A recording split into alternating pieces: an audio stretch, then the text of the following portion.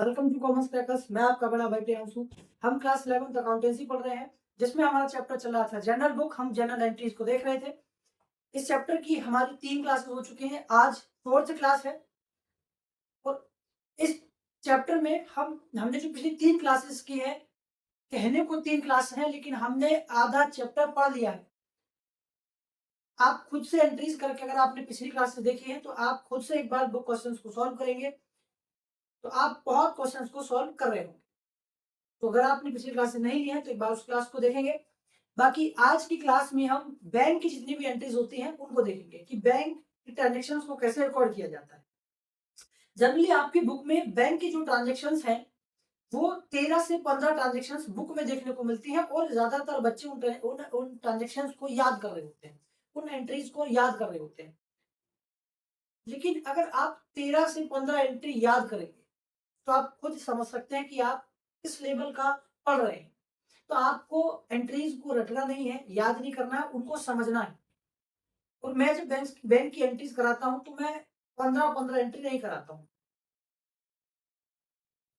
सिर्फ 5 से 6 एंट्री में मैं सारी एंट्रीज आपको बता दूं। सिर्फ आपको 5 से 6 एंट्री समझना है, उन्हीं को देखना है। उन 5 से 6 एंट्रीज को करने के बाद आपकी बुक में जो 13 से 15 एंट्रीज हैं वो आपकी खुद से खुद क्लियर हो जाएंगी, सिर्फ इन 5 एंट्रीज को करने के बाद। ठीक है, तो मैं शुरू करता हूं। मैंने कहा हम नॉर्मली बैंक की एंट्रीज देख रहे हैं, इसलिए मैं फॉर्मेट नहीं बनाऊंगा, मैं डायरेक्ट एंट्री करा रहा हूं। ठीक है, तो सबसे पहली एंट्री आती है बैंक में पैसा जमा करने की एंट्री। सबसे पहले बैंक में पैसा जमा करने की एंट्री आती है। तो मुझे बताएंगे अगर हम बैंक में पैसा जमा करेंगे तो क्या बैंक रिसीवर हो जाएगा? तो अगर बैंक रिसीवर है तो बैंक को मैं डेबिट कर दूंगा। और बैंक में मैं कैश जमा कर रहा हूँ तो कैश मेरे पास से जा रहा है, कैश एक रियल अकाउंट है। रियल अकाउंट कहता है क्रेडिट लॉस गोज आउट, जो जाता है उसको हम क्रेडिट करते हैं। तो कैश को मैं क्रेडिट कर दूंगा। तो एंट्री क्या बनेगी? बैंक में कैश जमा करने की एंट्री बनेगी। बैंक में कैश जमा करने की एंट्री बनेगी। बैंक बैंक अकाउंट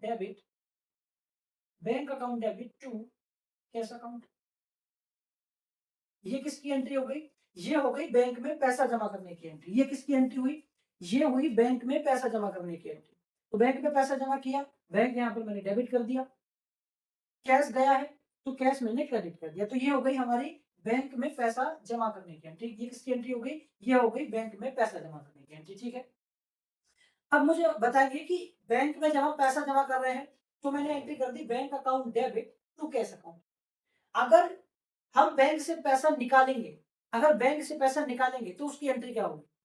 तो आप कहेंगे कि इतना लॉजिक तो हम लगा सकते हैं कि जब बैंक में पैसा जमा करने की एंट्री हम bank account debit to cash account कर रहे हैं, जब बैंक से पैसा निकालेंगे तो उसकी हम अपोजिट एंट्री कर देंगे। तो इसकी हम अपोजिट एंट्री कर देंगे। भाई बैंक में पैसा जमा किया तो बैंक डेबिट किया है, और जब बैंक से पैसा निकाला जाएगा तो बैंक को हम क्रेडिट कर देंगे और कैश को हम डेबिट कर देंगे। मींस इसकी अपोजिट एंट्री होगी। तो क्या बैंक से पैसा निकालने की एंट्री अलग से लिखने की जरूरत है? तो आप कहेंगे नहीं भैया, अलग से लिखने की उसको क्या जरूरत है। तो बैंक में पैसा जमा करने की एंट्री ये हो गई।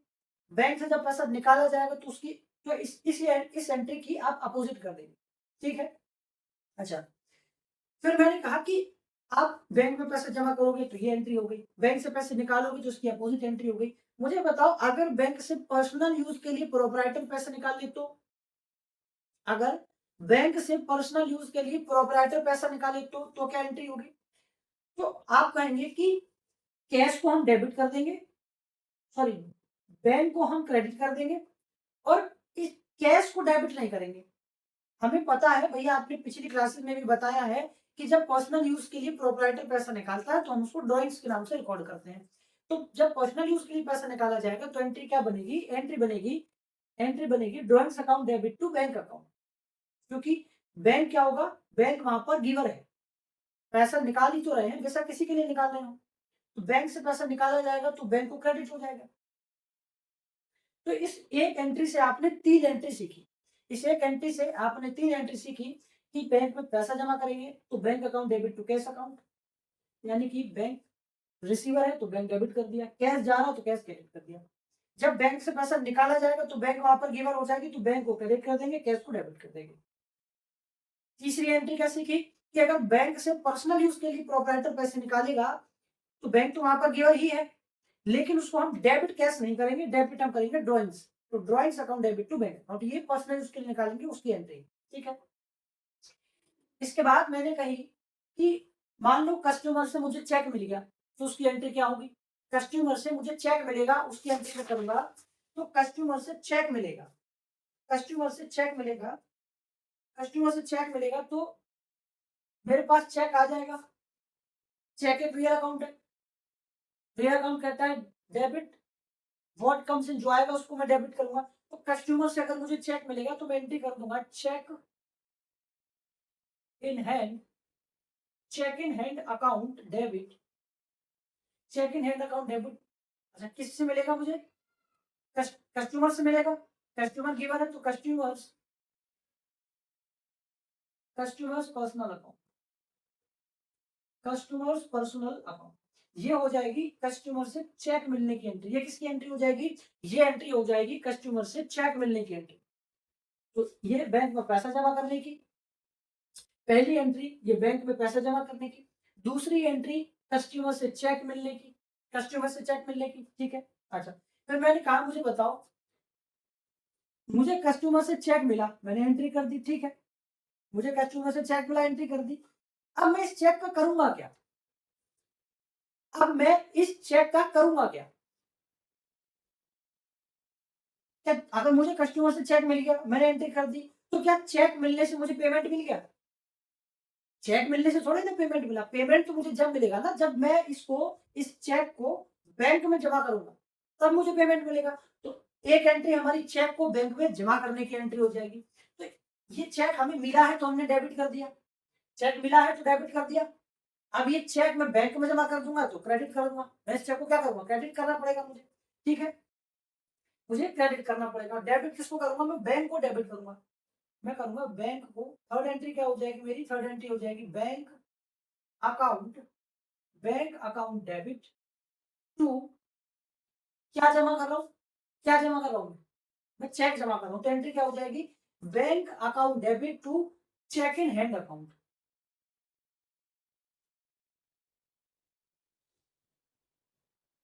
चेक इन हैंड अकाउंट लो भाई। तो ये एंट्री हो गई, ये एंट्री हो गई बैंक में चेक जमा करने की। ये एंट्री किसकी हुई? ये एंट्री हो गई बैंक में चेक जमा करने की। अब मुझे बताओ, मुझे बताएंगे जरा, बैंक में पैसा जमा कर, पैसा जमा किया, ये एंट्री। मुझे चेक मिला, उसकी एंट्री। मैंने ये चेक बैंक में जमा कर दिया, ये उसकी एंट्री। अब क्या आपने ऐसा सुना है, क्या आपने ऐसा कभी सुना है कि बैंक में चेक किया, बैंक में चेक जमा किया और बैंक से चेक बाउंस हो गया? क्या कभी ऐसा सुना है? बिल्कुल सुना होगा। अगर अगर आपकी दुकान है, अगर आपकी कोई शॉप है, तो आपने ऐसा जरूर सुना होगा कि बैंक में चेक लगाया और वो चेक बाउंस हो गया। क्यों बाउंस हो गया? कि क्योंकि कस्टमर के खाते में पैसे ही नहीं थे, कस्टमर के बैंक अकाउंट में पैसे ही नहीं थे और हमने जो है चेक लगा दिया बैंक में। तो बैंक क्या करेगी? बैंक वो चेक को बाउंस कर देगी, वापस दे देगी, भैया पकड़ो अपना चेक, इसमें पैसा वैसा है नहीं और तुमने चेक लगा दिया। तो वो चेक बाउंस हो जाता है। बैंक खाते में, कस्टमर के खाते में पैसे ही नहीं है, कस्टमर के खाते में पैसे ही नहीं है, तो वो बैंक पेमेंट करेगी कहाँ से? आपके खाते में ट्रांसफर करेगी कहाँ से? ठीक है। तो ये चेक मैंने बैंक में जमा किया, अब वो चेक बाउंस हो गया, उसकी एंट्री क्या होगी? अच्छा, तो चेक जब बैंक में जमा किया था तो चेक जब बैंक में जमा किया था तो उसको हमने क्रेडिट कर दिया था। अब चेक वापस आ रहा है तो क्या मैं उसको डेबिट नहीं करूंगा? बिल्कुल करूंगा, करूंगा ना। तो मैं चेक इन हैंड को क्या कर दूंगा? मेरी फोर्थ एंट्री क्या होगी? मेरी फोर्थ एंट्री होगी cheque, cheque in hand, cheque in hand account debit, cheque in hand account debit. अच्छा, अब मुझे बताओ, cheque in hand account debit, अब चेक वापस आ रहा है, चेक बैंक से वापस आ रहा है। ठीक है, तो मैंने यहाँ पर cheque in hand account debit कर दिया। अब मुझे ये बताओ, क्या चेक मेरे पास आएगा? मैं नहीं चेक, अब आप कहोगे कि भैया आपने बैंक में चेक लगाया था तो आपके ही ना पास आएगा। हाँ, बैंक मुझे घर देने आएगी, बैंक मुझे घर पे देने आएगी ना चेक, ऐसे ही तो होगा।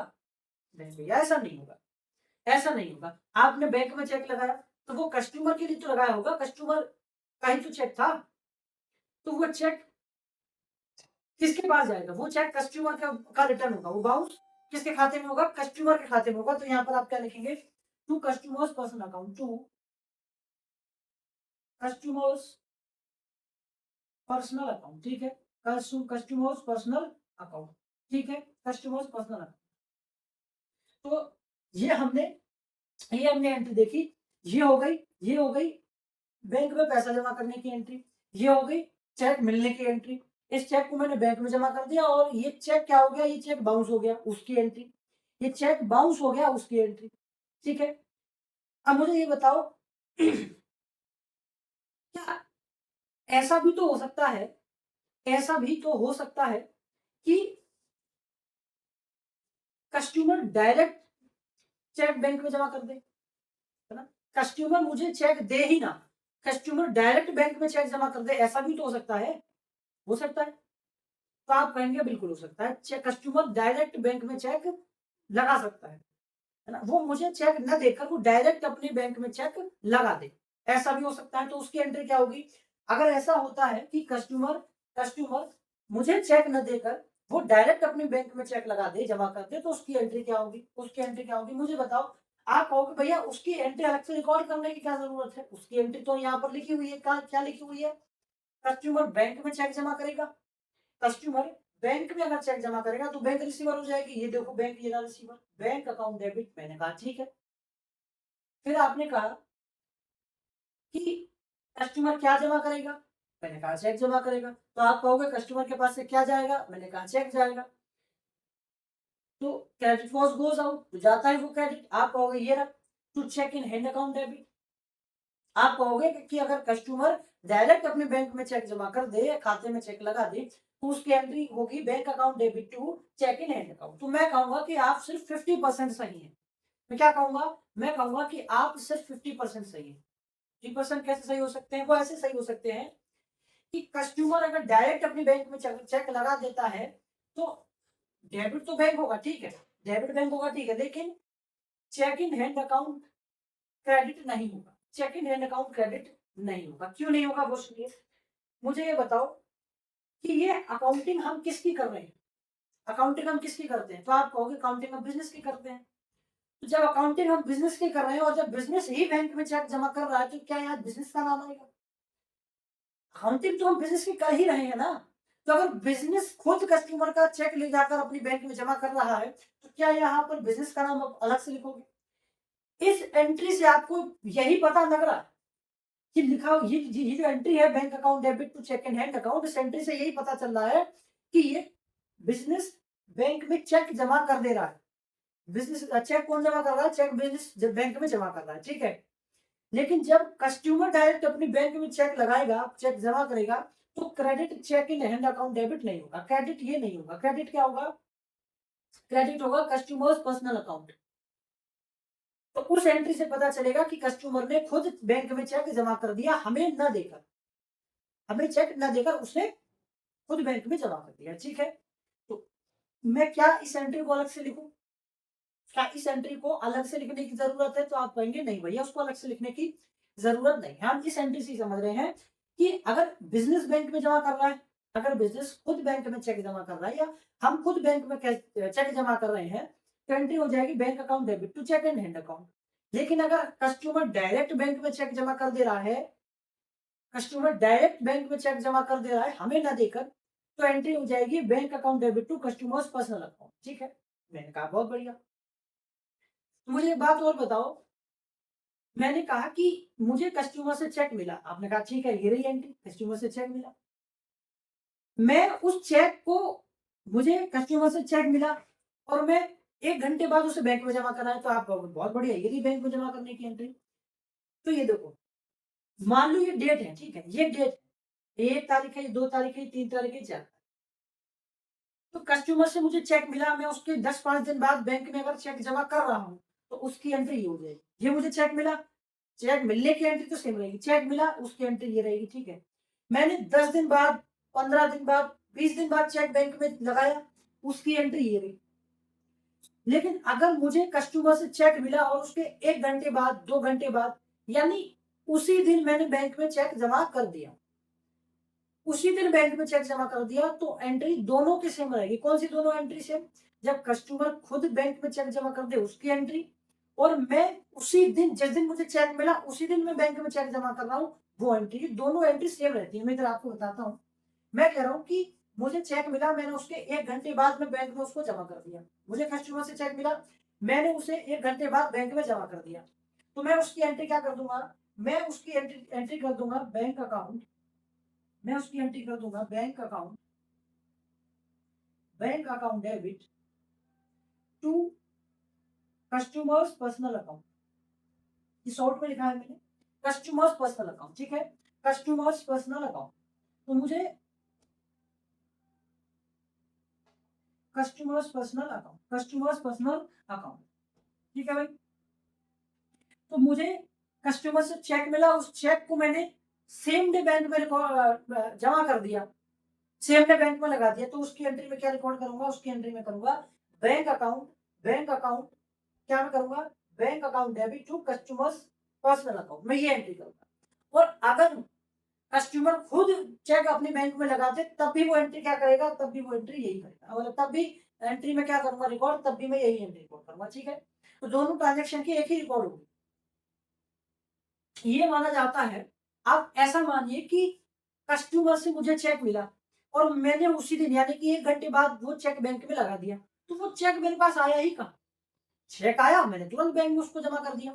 चेक आया, मैंने उसको तुरंत बैंक में जमा कर दिया। तो चेक मेरे पास आया ही नहीं, मैंने ये माना। चेक आया, 1 घंटे बाद मैंने उसको बैंक में जमा कर दिया। तो बैंक में तुरंत मतलब सेम डे चेक जमा करने की एंट्री भी ये रहती है, और अगर कस्टमर खुद बैंक में जमा कर दे तब भी उसकी एंट्री यही रहेगी। ठीक है, ठीक है, चलो। तो ये एंट्री शायद मुझे अलग से लिखवाने की जरूरत नहीं है, शायद मुझे अलग से जरूरत लिखवाने की नहीं है। ठीक है, अच्छा, मैंने कहा तो ये हुई हमारी पैसा जमा करने की एंट्री, ये हुई पैसा जमा करने की एंट्री, ये हुई चेक मिलने की, ये चेक जमा करने की, ये बैंक में चेक लगाने की, ये चेक वापस आ गया उसकी। अच्छा, कि फिर मैंने कहा कि मैंने चेक से, अपनी बैंक से कोई पेमेंट कर दिया, कोई खर्चा जो है मैंने चुका दिया, मतलब कोई पेमेंट कर दिया, मैंने कस्टमर को पे कर दिया, मैंने रेंट पे कर दिया। तो उसकी एंट्री में क्या लिखूंगा? उसकी एंट्री में क्या लिखूंगा? तो मैं बैंक से पेमेंट कर रहा हूँ ना, तो मैं पेमेंट करूंगा, उस मैं डेबिट कर दूंगा personal account debit to bank account, personal account debit to bank account. ठीक है, ये मेरी बैंक से पेमेंट करने की, चेक से पेमेंट करने की एंट्री हो जाएगी। अगर मैंने बैंक से चेक से पेमेंट किया तो मैं उसकी एंट्री क्या करूंगा? मैं उसकी एंट्री करूंगा पर्सनल अकाउंट, मतलब कस्टमर का नाम यहाँ पर लिखूंगा, पर्सन का नाम यहाँ पर लिखूंगा, टू बैंक अकाउंट, क्योंकि बैंक गिवर है, मैं बैंक से पेमेंट कर रहा हूँ, तो personal account debit to bank account. ठीक है, personal account debit to bank account. ठीक, बैंक में जमा करने की एंट्री, चेक मिलने की एंट्री, चेक बैंक में लगाने की एंट्री, चेक बाउंस हो गया उसकी एंट्री, मैंने बैंक से पेमेंट कर दिया, मैंने बाय चेक पेमेंट कर दिया, ये हो गई उसकी एंट्री, ये हो गई उसकी एंट्री। ठीक है, तो ये हमारी 1 2 3 4 5 एंट्री होती है। कितनी एंट्री देखी हमने? 5। अच्छा, फिर मैंने कहा कि मैंने कोई अदर एक्सपेंस पे कर दिया बैंक से, बाय चेक मैंने कोई और खर्चा पे कर दिया, तो क्या मुझे बताओ, मुझे वो अलग से लिखने की जरूरत है? क्या आपको नहीं पता कि खर्चा क्या होता है? खर्चे को डेबिट करते हैं कि क्रेडिट करते हैं, ये आपको नहीं पता। तो आप कहेंगे भैया ये तो हमको पता है, खर्चा हमारा डेबिट होता है। मैं कह रहा हूँ कि मैं कह रहा हूँ कि आपने रेंट पे कर दिया, मैं कह रहा हूँ आपने रेंट पे कर दिया। ठीक है, आपने रेंट पे कर दिया, आपने रेंट अकाउंट डेबिट लिख दिया, आपने रेंट पे किया, रेंट को डेबिट कर देंगे। और जब मैं बैंक से पेमेंट कर रहा हूँ, बाय चेक पेमेंट कर रहा हूँ, तो बैंक क्या गिवर नहीं होगा? बिल्कुल होगा। तो मैं बैंक को क्रेडिट कर दूंगा, टू बैंक लिख दिया मैंने, लो भाई टू बैंक अकाउंट मैंने लिख दिया, ये एंट्री हो गई। तो क्या अब इसको मुझे यहाँ लिखने की जरूरत है? क्या मैं इस एंट्री को अलग से लिखूं? तो आप कहेंगे नहीं भैया, अलग से लिखने की जरूरत नहीं। अच्छा, मैंने कहा कि आपने रेंट पे नहीं, मैं ये कह रहा हूं कि आपसे बैंक ने सर्विस चार्ज कर लिया, आपने बैंक का सर्विस चार्ज पे किया है, तो बैंक का सर्विस चार्ज आप बैंक से ही पे करोगे, बैंक का सर्विस चार्ज आप बाय चेक ही पेमेंट करोगे, अपने बैंक अकाउंट से ही पे करोगे। तो बैंक सर्विस चार्ज पे करने की एंट्री, बैंक चार्ज पे करने की एंट्री आप अलग से लिखना याद करना चाहोगे? क्या मैं उसको अलग से यहाँ लिखूं? आपको नहीं पता कि अगर बैंक चार्जेस पे किए हैं, अगर बैंक चार्जेस पे किए हैं, क्या उसको हम डेबिट नहीं करेंगे? आपको पता है ना, खर्चा डेबिट होता है। तो इस रेंट की जगह, चलो मैंने रेंट हटा दिया, आपने बैंक चार्जेस पे किए हैं, तो आप यहाँ पर बैंक चार्जेस लिख दो, आप यहाँ पर बैंक चार्जेस लिख लो, वो स्पेस नहीं है। आप यहाँ पर बैंक चार्जेस लिख लीजिए, उसकी एंट्री भी सेम रहेगी। तो भाई आप यहाँ पर बैंक चार्ज लिखो, है ना? ऐसे नहीं लिखना है, वो स्पेस नहीं है इसलिए मैंने लिखा है, आपको पूरा लिखना है। तो bank charges account debit to bank account, आपकी उसकी एंट्री हो जाएगी। तो क्या बिजनेस के लिए ये एक्सपेंस है ना बैंक चार्जेस, तो bank charges account debit to bank लिख दिया। तो क्या ये एंट्री अलग से बताने की, अलग से लिखने की आवश्यकता है? तो आप कहेंगे नहीं, आप अलग से लिखने की आवश्यकता बिल्कुल नहीं। अच्छा, फिर मैंने कहा कि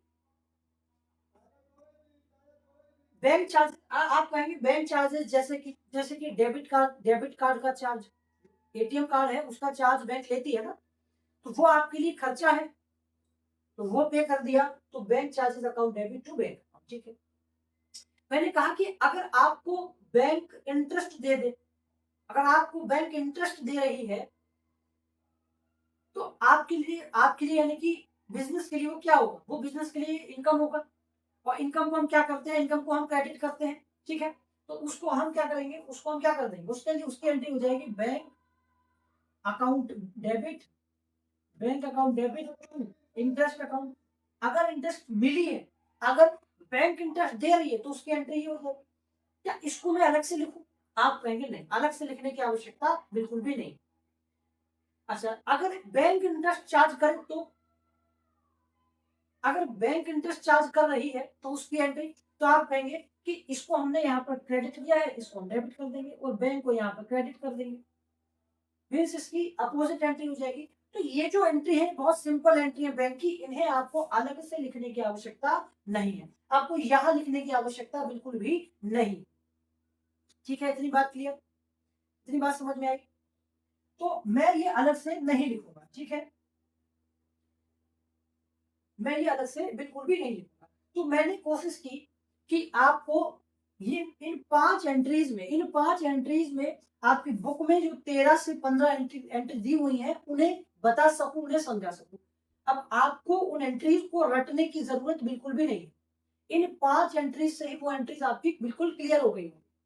आप चाहे तो बुक में क्वेश्चंस कर सकते हैं, और आपको करना चाहिए। अगर आप स्कूल में, ऑफलाइन, ऑनलाइन, यूट्यूब पे कहीं भी अगर आप किसी भी सब्जेक्ट की क्लास करते हो, तो आपको वो क्लास, चाहे आपने उस क्लास में जो भी सीखा, उस टॉपिक के उस टॉपिक बे खासकर न्यूमेरिकल्स वाली क्लास में, जैसे फिजिक्स की है, मैथ्स की है, अकाउंट की है, तो आपने क्लास में जो भी सीखा उनके ऊपर क्वेश्चंस आपको करना चाहिए, ताकि आपका रिवीजन हो सके।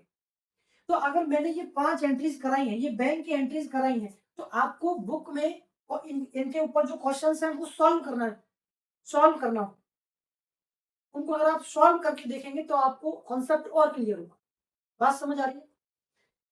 तो मैंने इन 5 एंट्रीज से आपकी बुक की जो 13 से 15 एंट्रीज हैं उनको समझाने की कोशिश की। इसके बाद हम बात करेंगे ओपनिंग एंट्री की। इसके बाद हम इसकी बात करेंगे ओपनिंग एंट्री। ओपनिंग एंट्री क्या होती है, कैसे उसको रिकॉर्ड करते हैं, एक बार आप इसको देखिए, फिर हम ओपनिंग एंट्री देखते हैं, ठीक है।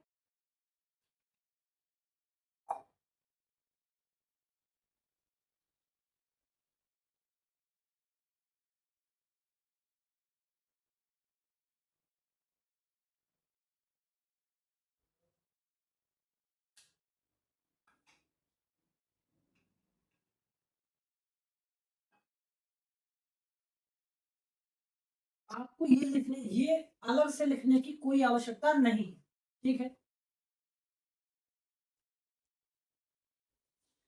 इन 5 एंट्रीज को आपने ध्यान रखना। हाँ, एक बात इसमें और ध्यान रखेंगे, इसमें एक बात और आपको ध्यान रखना है कि ये जो चेक बाउंस की एंट्री है, अगर आपने इस पर कस्टमर को डिस्काउंट दिया था, तो यहाँ पर आप डिस्काउंट भी आपका वापस हो जाएगा, डिस्काउंट भी वापस कर दिया जाएगा। ठीक है, चलिए हम बात करेंगे ओपनिंग एंट्री। हम बात करेंगे ओपनिंग एंट्री की, मैं इसको हटा रहा हूं। अब हम बात करेंगे ओपनिंग एंट्री की।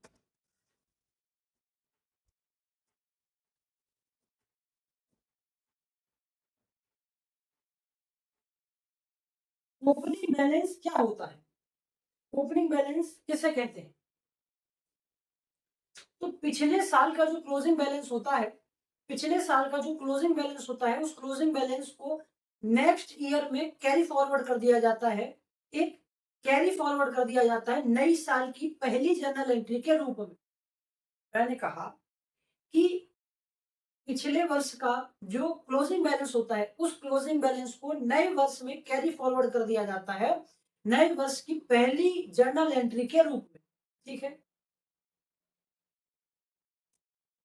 द क्लोजिंग ओपनिंग बैलेंस क्या होता है?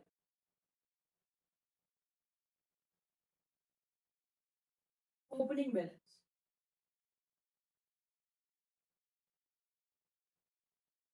ठीक है, opening balance, the closing, the closing balance, the closing balance of last year, the closing balance of last year is carried forward to the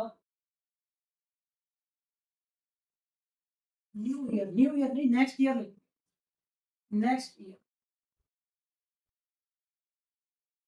to the next year as a first,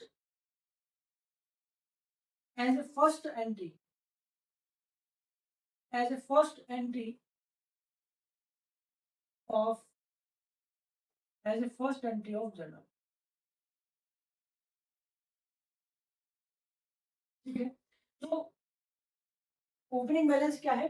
the closing balance of last year is carried forward to the next year as a first entry of journal, as a first entry of journal. ठीक है, इसी को, इसकी जो entry होती है उसको हम ओपनिंग एंट्री कहते हैं। उसको हम क्या कहते हैं? उसको हम कहते हैं ओपनिंग एंट्री, उसको हम कहेंगे ओपनिंग एंट्री। ठीक है, उसको हम कहेंगे ओपनिंग एंट्री। ओपनिंग एंट्री क्या होती है? ओपनिंग एंट्री को रिकॉर्ड कैसे करते हैं? Opening entry, opening entry. अब इसको थोड़ा सा इसको थोड़ा सा ध्यान से समझेंगे और इस चीज को, मैं ये जो बता रहा हूँ, इस चीज को आप नोट करेंगे। आपको दोनों जगह नोट करना है। दोनों जगह कौन सी? पुस्तक, आपकी जो कॉपी है उसमें और दिमाग में, दोनों जगह आपको नोट करना है। मैं आशा कर सकता हूँ कि आप अकाउंटिंग पढ़ रहे हैं, आप अकाउंट्स पढ़ रहे हैं, तो आप कॉपी और पेन लेके बैठे होंगे। आपके हाथ में पेन जरूर होगा और आपके टेबल पर कॉपी जरूर होगी। अगर आप अकाउंट को पढ़ रहे हैं तो आपके पास एक कॉपी जरूर होना चाहिए। आप, जरूरी नहीं है कि आप इसे एक स्पेशल कॉपी हो, रफ कॉपी आप जिस पर आप एंट्री कर रहे हो। ठीक है, तो एंट्री मैंने कही, ओपनिंग एंट्री को हम डेबिट करते हैं। ओपनिंग एंट्री में हम डेबिट करते हैं एसेट्स, एसेट्स को, जितने भी एसेट्स होते हैं, assets account debit, assets account debit to, assets account debit to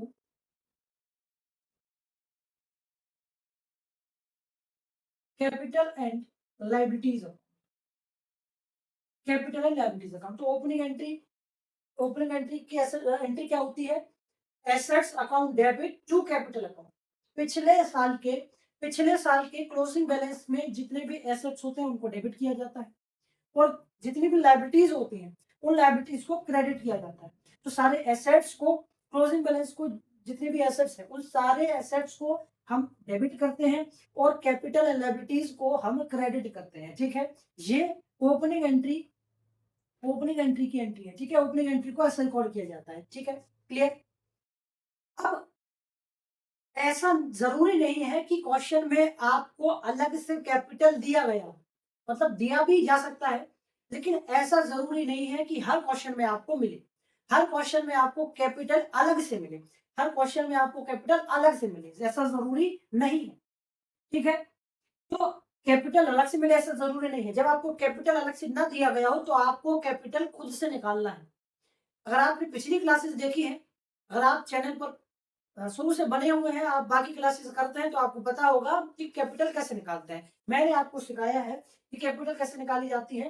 total assets में से, टोटल एसेट्स में से, टोटल एसेट्स में से हम टोटल लाइबिलिटीज को निकाल देते हैं, किसको, टोटल लाइबिलिटीज को माइनस कर देते हैं। तो इस फॉर्मूले के माध्यम से, इस फॉर्मूले के माध्यम से हमें कैपिटल मिलती है। यहाँ से क्या निकलता है, यहाँ से निकलता है, यहाँ से क्या निकलता है, कैपिटल, ठीक है। अगर आपको कैपिटल निकालना है, कैपिटल निकालना है, ठीक है, तो अगर कैपिटल निकालना है तो टोटल एसेट्स में से, टोटल एसेट्स में से टोटल लायबिलिटीज को निकाल कर हमें हमें क्या मिलता है, हमें कैपिटल मिलती है, ठीक है। तो आप कैपिटल इस प्रकार से निकालेंगे। और मान लीजिए अगर आपके आपके क्वेश्चन में लायबिलिटीज ज्यादा है, मैं जो बता रहा हूँ इस चीज को, ये जो ओपनिंग बैलेंस की जो एंट्री है, इसका कॉन्सेप्ट है, ये आप ध्यान से समझेंगे, वरना क्वेश्चन करते वक्त आपको दिक्कत आएगी। आप वहां पर आप कंफ्यूज हो रहे होंगे कि भैया ये कैसे हुआ, ये तो हमने सीखा ही नहीं था, ये तो नई चीज है, ना ये क्वेश्चन में दी हुई और ना भैया ने बताई थी, लेकिन आपने गौर ही नहीं किया, भैया ने तो बताई थी।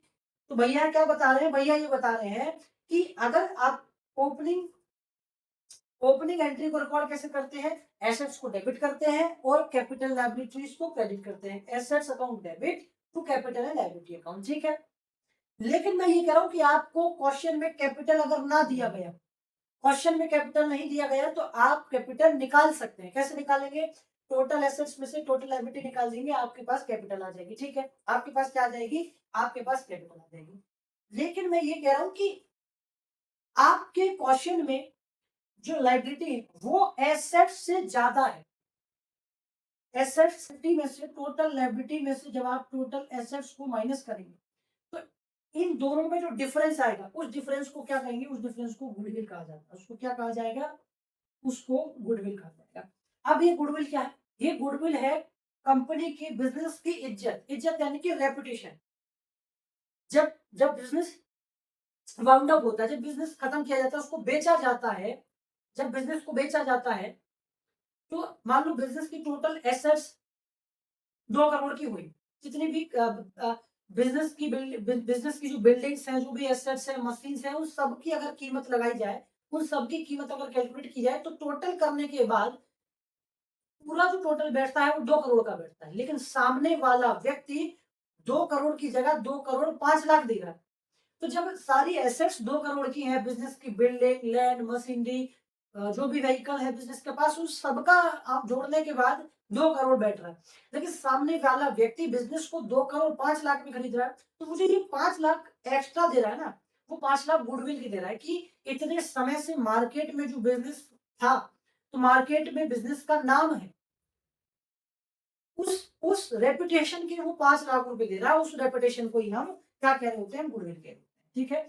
और ये मैंने आपको बताया भी था, बेसिक अकाउंटिंग टर्म्स चैप्टर 2 में मैंने बताया है, इसीलिए मैंने पहले ही सारे टर्म्स आपको क्लियर कर दिए हैं, ताकि आप जब आगे आप पढ़ेंगे तो बाकी की टर्म्स भी यहाँ पर यूज होने वाली। तो अगर आपने उस चैप्टर को भी नहीं किया है, उस क्लास को भी नहीं लिया है, तो आप एक बार उन क्लासेस को देख लेंगे, ताकि आगे आने वाली टर्म्स में आपको दिक्कत ना, ठीक है। तो मैं ये कह रहा हूँ कि अगर टोटल एसेट्स में से लायबिलिटी निकाल दोगे, आपके पास कैपिटल आएगा और उस कैपिटल को आपको क्रेडिट करना है, ठीक है। लेकिन अगर लायबिलिटी ज्यादा हो, एसेट्स कम है, तो उन दोनों का डिफरेंस यानी कि गुडविल, वो क्या कहलाएगा, गुडविल कहलाएगा। और गुडविल एक एसेट है। गुडविल क्या है, गुडविल इंटेंजिबल एसेट है, और इंटेंजिबल एसेट है तो इसका बैलेंस कौन सा होगा, इसका बैलेंस डेबिट होगा। एसेट का डेबिट, एसेट्स का डेबिट बैलेंस होता है, तो गुडविल को क्या कर देंगे, डेबिट कर देंगे, गुडविल को क्या करेंगे, डेबिट करेंगे, ठीक है। तो इस बात का विशेष ध्यान रखना है, इस बात का आपको विशेष ध्यान रखना है कि कैपिटल को आप क्या करेंगे, कैपिटल को आप क्या कर देंगे, कैपिटल को आप क्रेडिट कर देंगे, ठीक है, कैपिटल को आप क्रेडिट कर देंगे। आप गुडविल को क्या करेंगे, आप गुडविल को क्या करेंगे, गुडविल को डेबिट करेंगे, ठीक है भाई, गुडविल को डेबिट करेंगे। तो ये दो बातें आपको खासकर ध्यान रखना है, ठीक है, विशेष तौर पर आपको ये दो बातें ध्यान रखना है, ठीक है। एक बार इसको देखिए, फिर मैं और एंट्रीज बताता हूँ, मैं और एंट्रीज फिर आपको बताता हूँ। पहले इन्हें लो, ठीक है, पहले इन्हें देख लो, फिर मैं आपको और एंट्रीज बताता हूँ, ठीक है।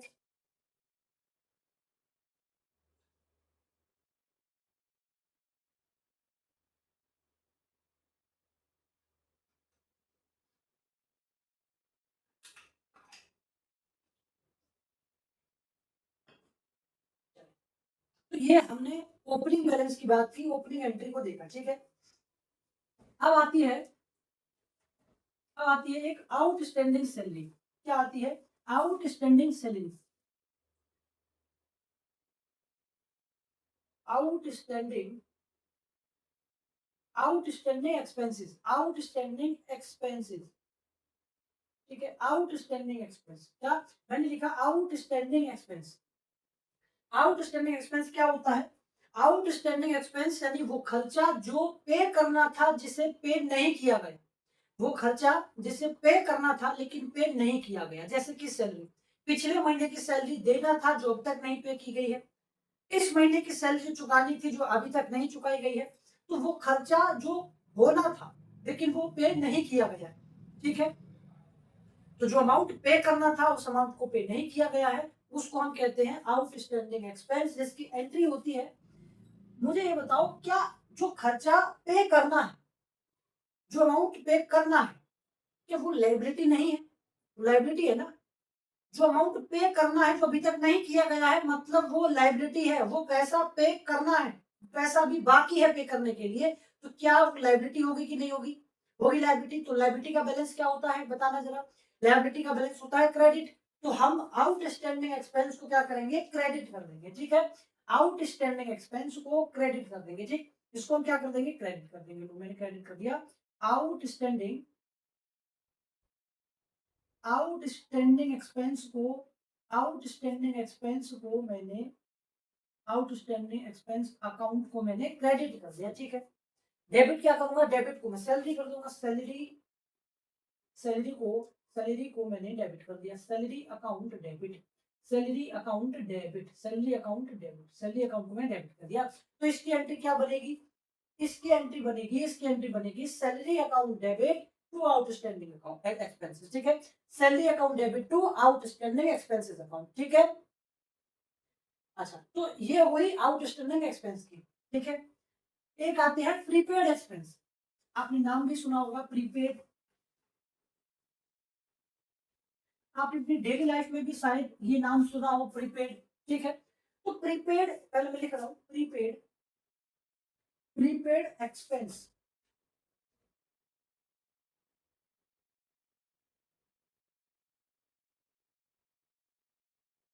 प्रीपेड एक्सपेंस, प्रीपेड एक्सपेंस यानी कि वो खर्चा, प्रीपेड एक्सपेंस वो खर्चा जो आपको आने वाले समय में करना था, आपने पहले ही कर दिया, मतलब एडवांस में पे कर दिया, है ना।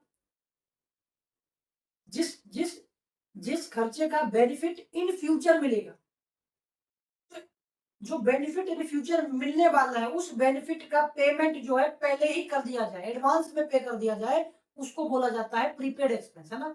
तो एडवांस में किया गया पेमेंट, एडवांस में पे किया गया एक्सपेंस को हम प्रीपेड एक्सपेंस कहते हैं, ठीक है। और जो जो जो पैसा आप एडवांस में पे कर दिए हैं, जिसका बेनिफिट इन फ्यूचर मिलने वाला है, क्या वो आपके लिए एसेट होगा कि नहीं होगा, वो एसेट होगा कि नहीं होगा। तो जब ये प्रीपेड एक्सपेंस क्या क्या है, एसेट है। तो अगर प्रीपेड एक्सपेंस एसेट है तो इसको डेबिट किया जाएगा कि नहीं किया जाएगा, आप कहेंगे बिल्कुल किया जाएगा। तो प्रीपेड एक्सपेंस को, प्रीपेड एक्सपेंस को मैं क्या कर दूंगा, प्रीपेड एक्सपेंस को मैं डेबिट कर दूंगा, prepaid expense, prepaid expense account debit to cash account, क्या किया, टू कैश अकाउंट, ठीक है।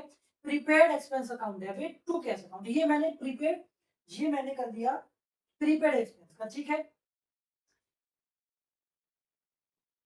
ये मैंने किया प्रीपेड एक्सपेंस का। इसके बाद एक एंट्री और बचती है, इसके बाद एक एंट्री में और बताऊंगा बैड डेट। बैड डेट मैंने आपको बताया था कि वो पैसा जो कस्टमर से मिल लेना था लेकिन अब वो नहीं मिलेगा। जो पैसा कस्टमर से कभी नहीं मिल सकता उस पैसे को बैड डेट कहते हैं। तो कस्टमर से जो पैसा नहीं मिलता है, उस पैसे की उम्मीद ही नहीं होती कि अब वो व्यक्ति पैसा चुका भी पाएगा।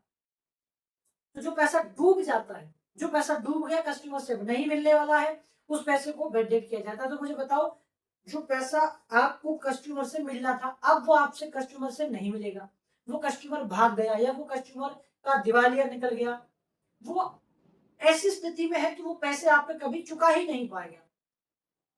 वो सारे पैसे क्या हो जाएंगे, आपके डूब गए, वो नुकसान हो गया। मुझे बताओ,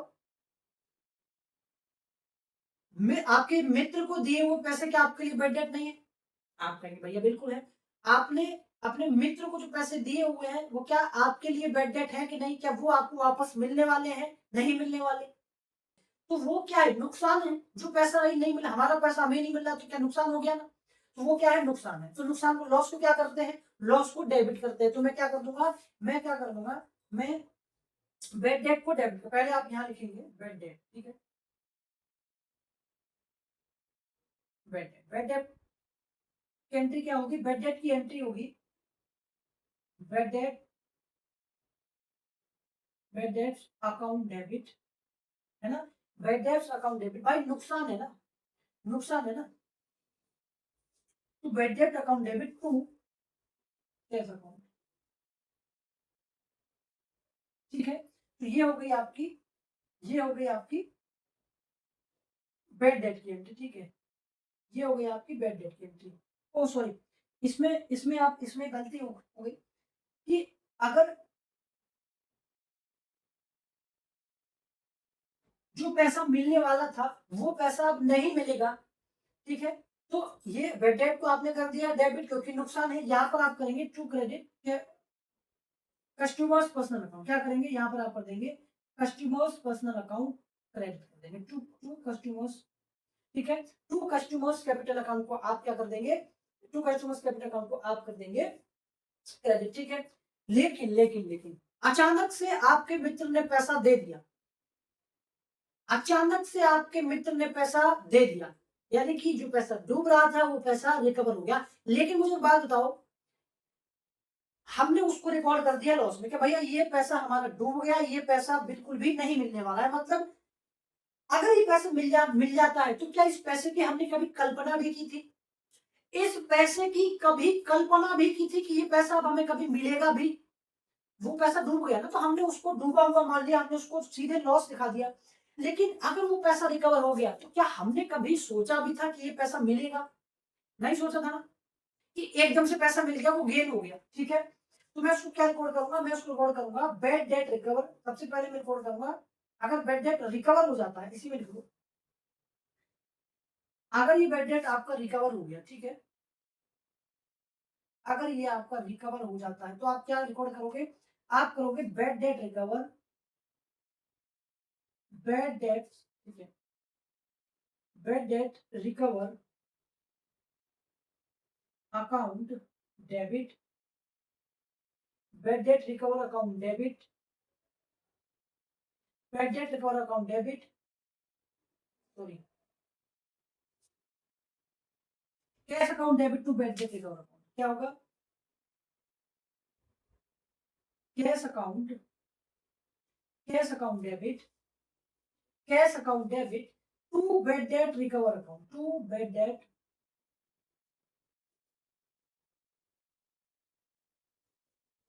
टू बैड डेट रिकवर, ठीक है, रिकवर अकाउंट, ठीक है, to bad debt recover account. तो ये आपकी हो गई, ये हो गई बैड डेट की एंट्री, ये हो गई bad debt recover, recover recover हो गया, ये उसकी एंट्री हो गई। इसको एक बार देखिए, इसको एक बार देखिए, इसको एक बार देखिए। तो ये हमने यहाँ पर हमने आउटस्टैंडिंग एक्सपेंस की, आउटस्टैंडिंग एक्सपेंस की एंट्री देखी, हमने यहाँ पर प्रीपेड एक्सपेंस की एंट्री देखी, फिर हमने बैड डेट की एंट्री देखी। देखो, जो पैसा हमें लेना था वो पैसा नहीं मिला, मतलब लॉस हो गया, तो हमने उसको डेबिट कर दिया, ठीक है। और ऑल लॉसेस एंड एक्सपेंसेस को हम डेबिट करते हैं, डेबिट कर दिया। कस्टमर्स पर्सनल अकाउंट को कैपिटल कर दिया, लेकिन वो पैसा अचानक से मिल गया, रिकवर हो गया। तो जिस पैसे की हमने कभी कल्पना भी नहीं की थी, वो पैसा अचानक मिल गया, तो वो हमारे लिए गेन है कि नहीं? और जब गेन है तो हम उसको क्या करेंगे? क्रेडिट करेंगे, क्योंकि फायदा हो गया। उसको आप ऐसा आप बिल्कुल नहीं मानेंगे, एक बार आपने बेड डेट को रिकॉर्ड कर दिया तो आप ये मान चुके हैं कि ऐसा कोई पैसा अब आपके लिए है ही नहीं। तो ये बिल्कुल नहीं मानेंगे कि ये कस्टमर से मिला है पैसा, ये बिल्कुल नहीं मानना है। क्योंकि इस पैसे को तो आप भूल चुके थे, तो आपको एकदम से पैसा मिल गया, फायदा हो गया, फायदे को क्रेडिट करते हैं, इसीलिए हमने बेड डेट रिकवर को क्रेडिट किया है, ठीक है? और कैश आया है, कैश आया इसलिए हमने कैश को डेबिट कर दिया। तो आज आज की हमने जितनी एंट्रीज देखी, इन क्वेश्चंस पर बेस्ड, इन एंट्रीज पर बेस्ड आप बुक क्वेश्चंस लगाएंगे। और अगर आपको बुक में किसी ट्रांजैक्शन में दिक्कत आती है तो आप मुझे उसका फोटो व्हाट्सएप कर सकते हैं, डिस्क्रिप्शन बॉक्स में व्हाट्सएप नंबर है। किसी भी डाउट के लिए आप कमेंट कर सकते हैं।